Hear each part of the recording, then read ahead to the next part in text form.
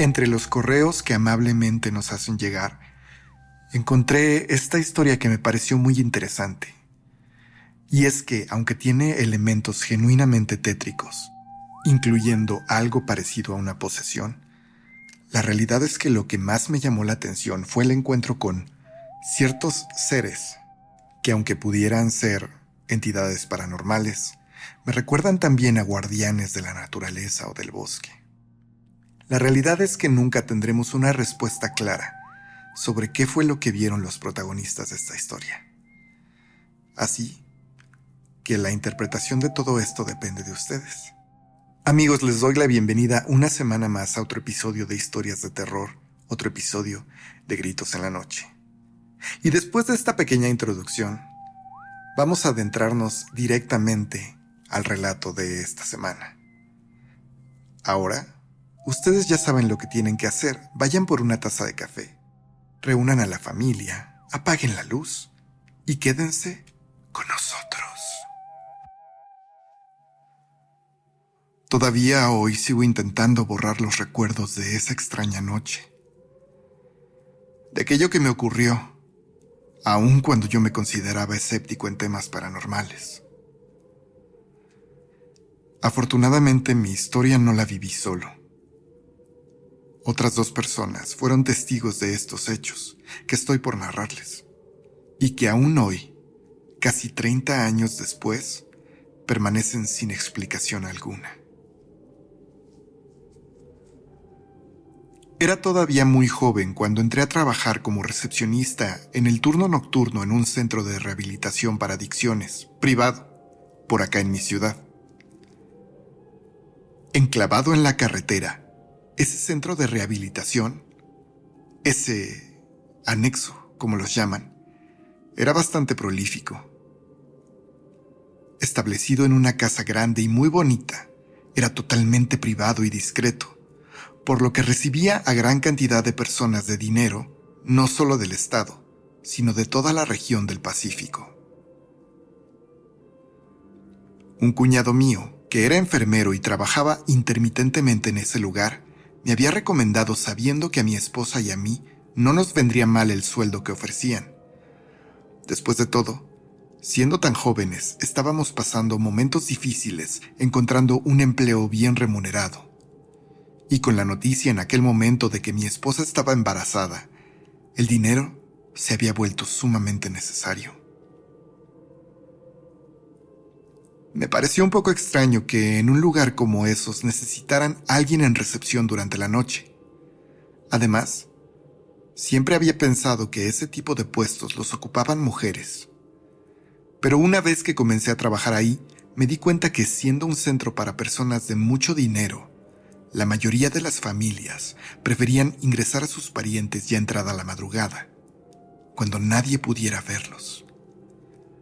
Y aunque en general todos solían llegar muy tranquilos, no faltaba alguno que se resistiera al ingreso o que quisiera escapar durante la noche, por lo que una figura masculina en la entrada era importante para poder ayudar a ingresarlos o impedirles la salida. Y así sin más, comencé a trabajar ahí y pasé 3 años bastante tranquilos en ese lugar. Las personas que estaban ingresadas ahí solían ser interesantes, y aunque al principio fue difícil, terminé por acostumbrarme a vivir de noche y descansar durante el día. Pero, pasados esos 3 años, el centro comenzó a decaer. De un día para otro, dejamos de recibir pacientes, aparentemente sin razón alguna. Pero se decía que el dueño había tenido un conflicto importante con un político prominente del estado, y eso había arruinado totalmente sus negocios.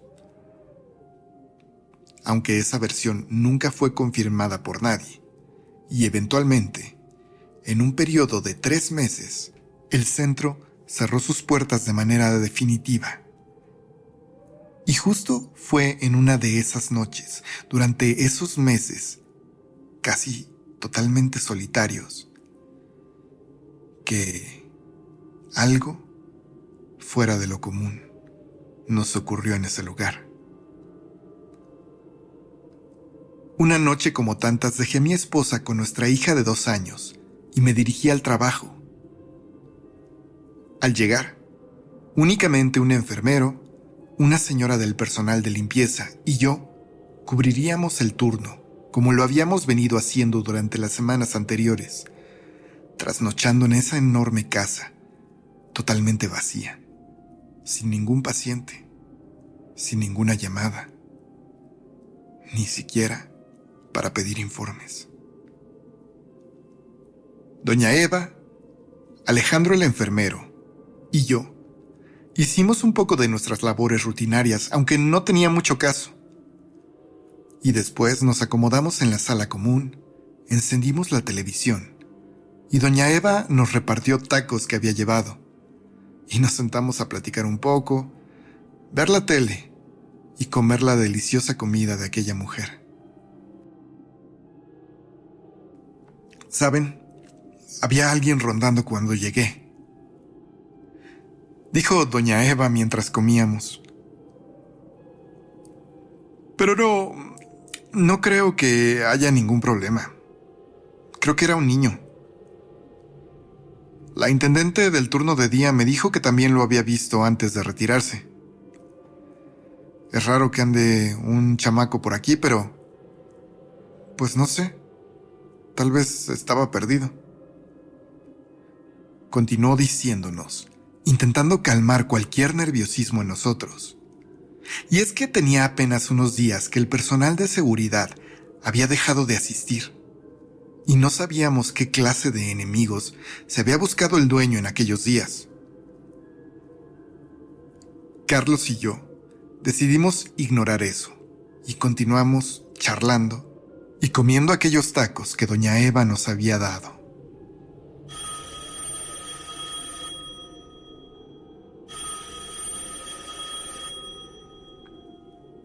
El teléfono, que no había sonado en prácticamente un mes, comenzó a timbrar. Los tres nos vimos sin movernos. Sabíamos que debíamos responder, pero un poco hartos y conscientes de que en ese momento no teníamos a todo el personal de planta, decidimos ignorarlo. Pero este continuó sonando una y otra vez, hasta que por fin decidí levantarme a contestar. Bueno, dije en la bocina, pero no obtuve ninguna respuesta. Al menos no una respuesta clara. Al otro lado podía escucharse que alguien estaba respondiendo, pero el sonido estaba siendo interrumpido por una interferencia tan fuerte que no me permitía entender nada.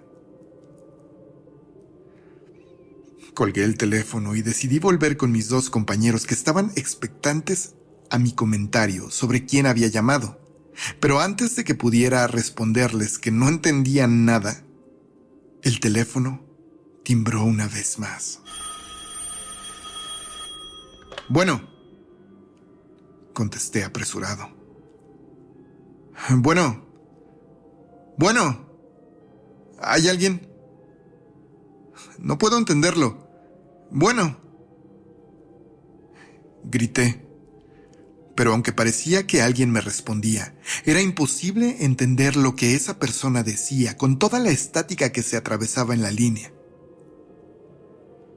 Pero de un momento a otro, aquel ruido pareció silenciarse, y escuché apenas a alguien, una voz de hombre, decir casi susurrando: todo es oscuridad. Y después mi interlocutor, al otro lado de la línea, colgó.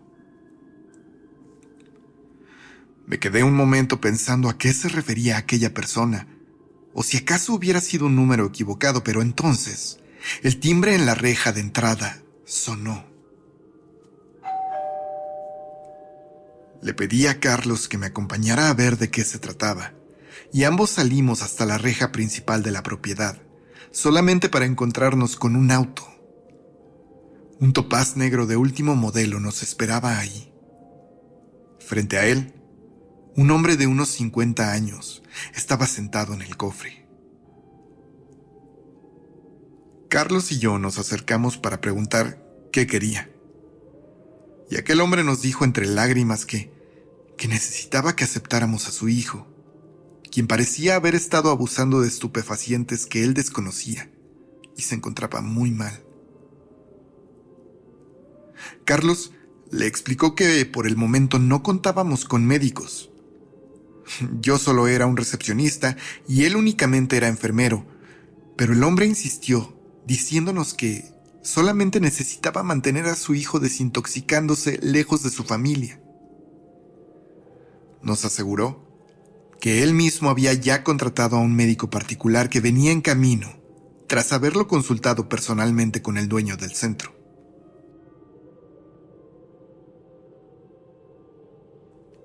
Carlos y yo estuvimos a punto de no aceptar, pero aquel hombre entonces, del asiento del copiloto, tomó 3 sobres y asegurándonos que el dueño ya le había informado que éramos 3 empleados en la casa esa noche, nos había traído un bono a cada uno de nosotros. Tomé los sobres. Cada uno contenía una cantidad de dinero mayor a la de 6 meses de trabajo. Y yo sé que esto puede parecer frívolo, amigos, pero todos necesitamos dinero. Y en aquel momento, con esta gratificación, terminamos aceptando. Dejamos pasar a aquel hombre que estacionó su auto justo frente a la puerta de la casa. Del asiento trasero, él mismo bajó cargando en brazos a un joven de unos 16 años, pálido, sudoroso y prácticamente inconsciente. Lo subimos a una de las habitaciones que aún permanecían funcionales. Lo recostamos en la cama mientras Carlos tomaba sus signos vitales y tras asegurarnos que se encontraba estable, lo sujetamos a la cama con correas a pedido de su padre.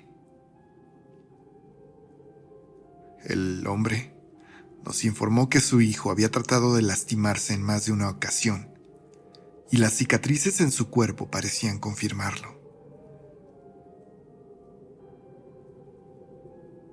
Aquel hombre registró al joven con un nombre genérico, asegurándonos que no podía darnos su nombre real. Además, nos dejó un número telefónico al cual llamar en caso de alguna eventualidad. Nos aseguró también que el médico llegaría en unas 2 horas, que le permitiéramos entrar.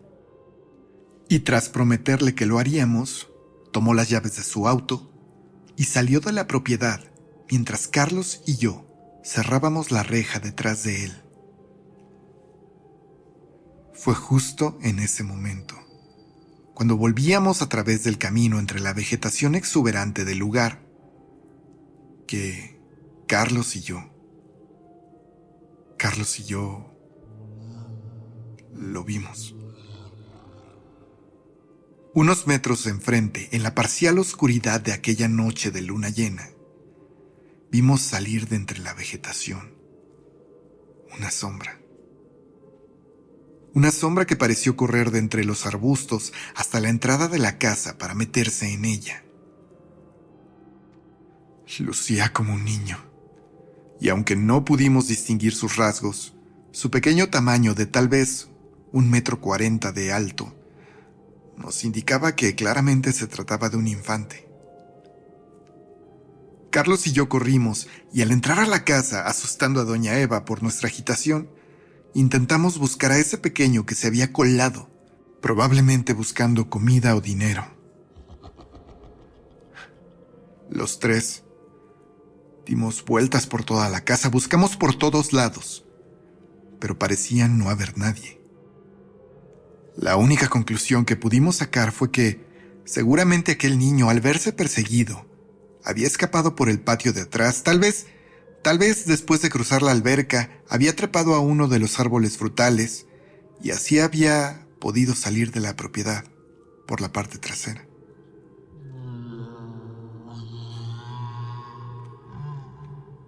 Todo parecía muy extraño. Pero nosotros teníamos otras cosas de qué preocuparnos. Aquel joven que no lucía nada bien, aunque sus signos vitales eran estables, pero que no parecía reaccionar. El periodo de 2 horas esperando al médico rápidamente se volvió 4 horas. Los signos vitales del joven no cambiaban, pero no había manera de despertarlo. Durante ese tiempo, habíamos estado tomando turnos para cuidarlo por periodos cortos de tiempo y después bajábamos a la misma sala común una y otra vez. Y dentro de esta dinámica, ya cerca de las 2 de la mañana, me tocó el turno nuevamente para subir a revisar la salud del joven, y así lo hice. Las luces en el cuarto seguían apagadas, y el brillo en las pantallas de los aparatos que monitoreaban sus signos vitales eran casi lo único que alumbraba esa noche, aparte de los rayos de luna que se colaban entre el encaje de las cortinas. Todo parecía estar bien, así que me senté un momento en un sillón de piel ubicado en la esquina del cuarto. Cerré un momento los ojos y sin querer me quedé dormido unos minutos. Desperté exaltado unos minutos después, tras escuchar un ruido extraño. En un primer momento, no abrí los ojos. Me limité a escuchar tratando de identificar qué era eso. Y entonces lo reconocí. Era la voz de un niño. Un niño que parecía estar repitiendo algo que yo no podía entender. Algo como un rezo. Abrí los ojos. Frente a mí, el cuerpo de aquel joven dormido seguía ahí. Me levanté para revisarlo. Mi vista, aún nublada por el sueño, poco a poco se aclaró mientras intentaba ver las mediciones en los aparatos, pero todo parecía normal. Vi mi reloj. Creo que solo habían pasado 20 minutos, así que decidí bajar a ver a mis compañeros. Y estaba a punto de salir de la habitación cuando algo, una sensación extraña, me hizo voltear al mismo sillón en el que había estado dormitando.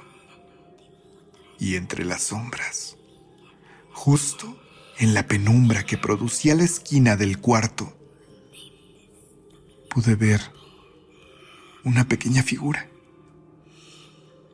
Ahí, de pie, estaba ese niño que habíamos visto entrar a la casa, quieto,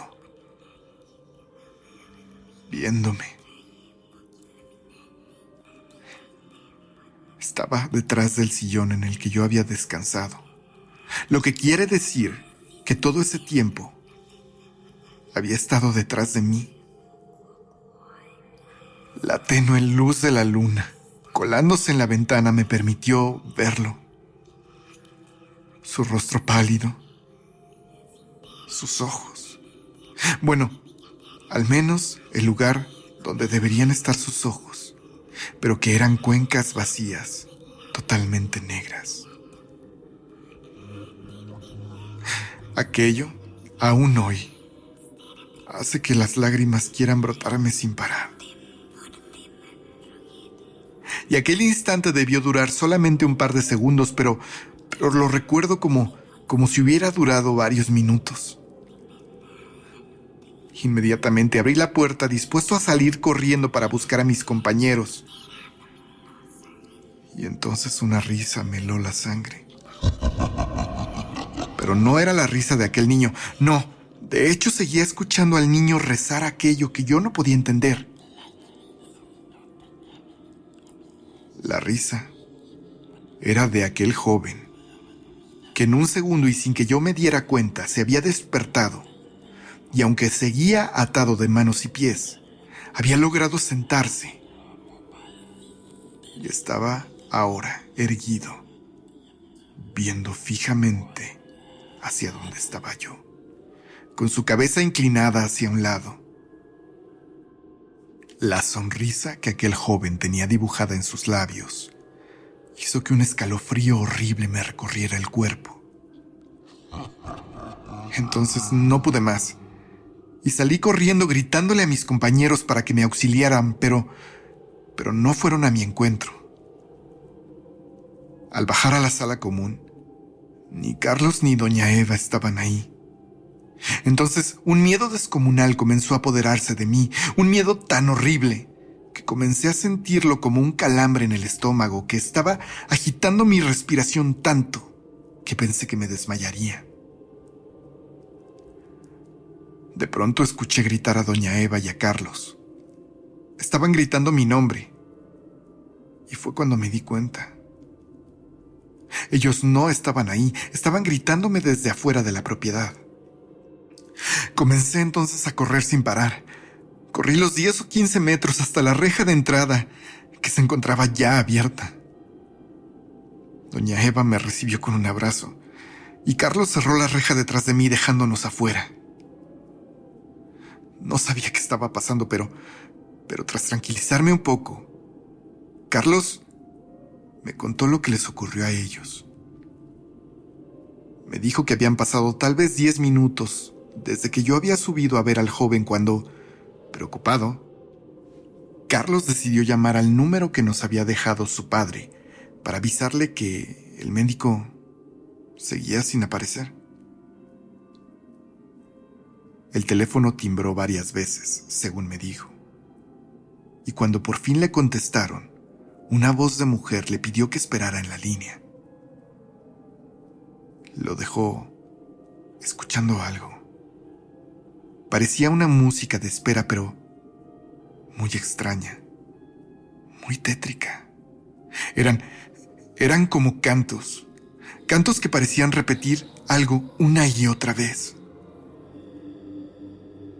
Después de estar varios minutos en la línea, Carlos empezó a repetir que le contestaran.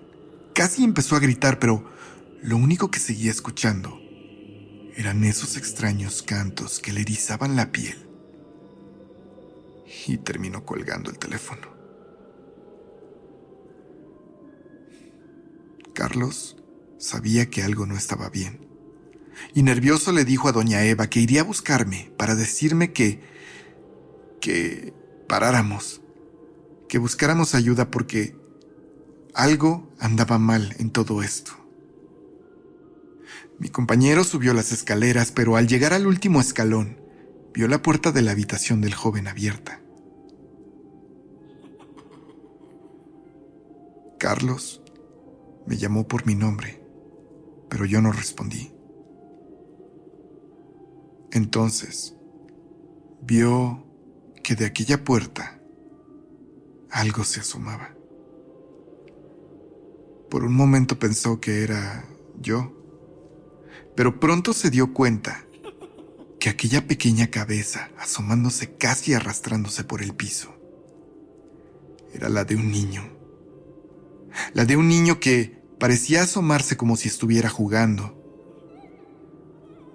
Por un momento mi compañero se quedó quieto, más confundido que asustado, pero entonces notó entre el pelo de aquel pequeño algo extraño. De entre la maraña de cabellos, unas formas peculiares que solamente pudo describir como pequeños cuernos se asomaban. Dice Carlos que aquel niño pareció comenzar a rezar. Y totalmente asustado, como nunca lo había estado en su vida, Carlos bajó las escaleras nuevamente gritando mi nombre. Corrió a la sala de estar y encontró a doña Eva tapándose la cara temblando. No tuvo tiempo de pensar nada. La tomó por los hombros y ambos salieron de ahí corriendo, aún gritando por mí, sin que yo respondiera nada. Doña Eva También había visto esa noche a un par de niños con cuernos en la sala, asomándose desde un lado de los enormes libreros de madera. Sin saber qué hacer, y sin ninguno de nosotros dos cerca, aquella mujer solamente se había cubierto la cara y había empezado a rezar todas las oraciones que le vinieron a la cabeza. Las horas siguientes, hasta que amaneció, las pasamos los tres caminando en la carretera con dirección a la ciudad. Por la mañana los trabajadores que llegaron al turno de día dicen no haber visto nada extraño. Por supuesto, se preocuparon de que nadie hubiera atendido el turno de la noche, pero continuaron sus labores tediosas y solitarias, como lo habían venido haciendo. No encontraron ningunos niños y tampoco a ningún interno, pero sí encontraron la cama de la habitación de arriba con las correas desatadas, como si alguien hubiera estado usándolas recientemente. Por supuesto, mis dos compañeros y yo nos reportamos enfermos aquel día, aunque finalmente, un par de noches después volvimos al trabajo. Después de todo, sabíamos que los días de ese centro estaban contados y no queríamos perder la liquidación que se nos había prometido. Y, finalmente, 3 semanas después de aquellos hechos, el centro cerró definitivamente.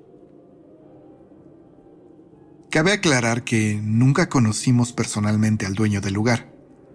Todo se hacía a través de un apoderado, quien dijo no tener conocimiento de que aquella noche llegaría algún paciente.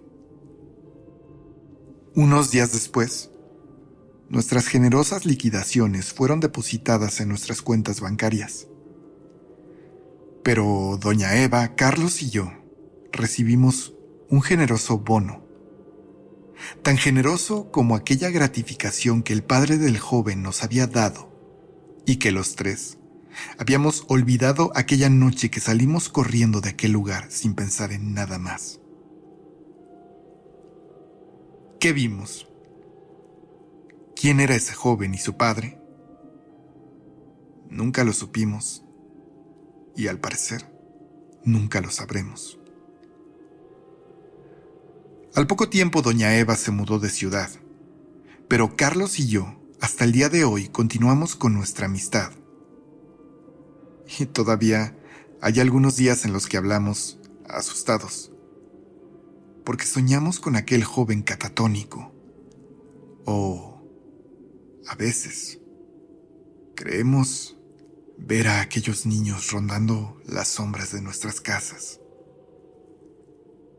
escondidos en los rincones oscuros, como si aún estuvieran